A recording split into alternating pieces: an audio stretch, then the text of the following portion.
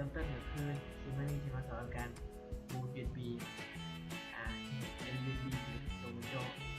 วิธีง่ายตามขั้นตอนนี้เลยเราให้รูป Oh no ไปดีเข้ามาหลังจากนั้นเขามาเปิดนี่เขาจะใช้โปรแกรมในการลง Windows จะมีหลายโปรแกรมแต่นี่จะมาสอนการลงผ่านอนุมัติเพราะว่ามันจะได้แบบ ESI แบบทำไมตัวเก่าแบบ Legacy ตอนนี้ลองตัวเข้าไปในโปรแกรมเลยเดี๋ยวถึงลิงก์ดาวน์โหลดโปรแกรมนี้ไว้หลังจากนั้นเปิดมาปุ๊บวิดีโอเสียงฟังที่นี่จะขึ้นเลยจะขึ้นนี่เลยวิดีโอที่นี่เป็นที่แรกแต่ว่าบริษัทของมันรีวิวมาแล้วนี่ผมจะเอามาที่ผมที่ในทางเป็นมันก็ต้องเปลี่ยนทางนี้พอแล้วจากนั้นเป็นเรื่องวิดีโอมาจากนั้นมาแบบนี้มันต้องเป็นไฟล์วิดีโอไฟล์วิดีโอมันจะเป็นต้องดี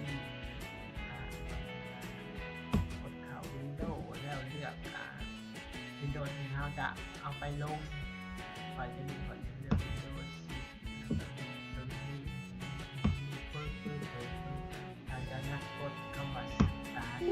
แล้วโอเคหลังจากนั้นถ่ายจนกว่าจะเต็ม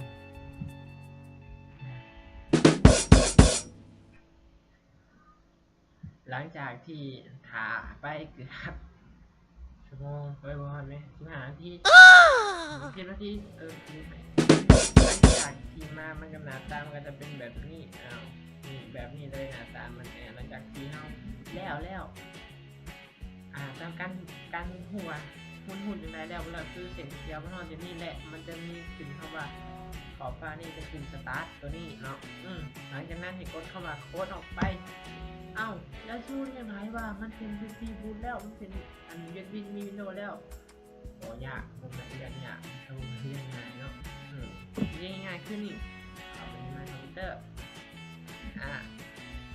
เลือกนี่เห็นบอกไอคอนพวกนี้มันจะต่างกันเลยคำว่ามี Windows อยู่ไอคอนพวกนี้มันจะแตกต่างกันเลยกับคนมีเลยนี่ทำไมการลูกศรชี้ลงนี่คือการเก็บ USB boot ขั้นตอนนี้แล้วเดี๋ยวขั้นตอนต่อไปในขั้นตอนในการลง Windows เดี๋ยวจะมาสอนในคลิปนะส่วนคลิปนี้เข้าไว้ซะก่อนกระดาษมาบอกกันไหมได้เจ้าหรือว่าอย่าลืมกดไลค์กดแชร์ก็แล้วกันอยู่ในทางหลวงวิดีโอนี่เพื่อเป็นการศึกษาภาษาของผู้มือใหม่ในศึกษาทั่วไปและคนที่สนใจในคอมพิวเตอร์ก็แล้วกันพบกันใหม่